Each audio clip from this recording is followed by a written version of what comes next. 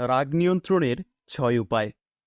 কারো প্রতি হঠাৎ রেগে গেলে তার সঙ্গে কথা বলা বন্ধ করে দ্রুত স্থান পরিবর্তন করুন।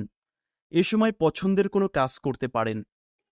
হঠাৎ বেশি রাগ করে ফেললে রাগের কারণ খাতায় লিখে ফেলুন এবং কিভাবে আপনার রাগ নিয়ন্ত্রণ করতে চান তাও লিখুন। দেখবেন এতে সহজেই রাগ কমে যাবে।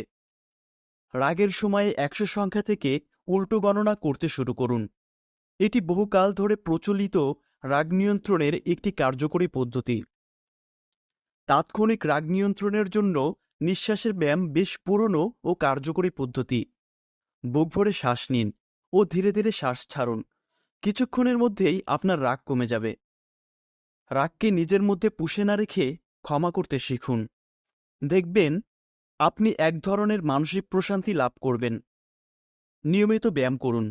ব্যায়াম আপনার শরীর ও মনকে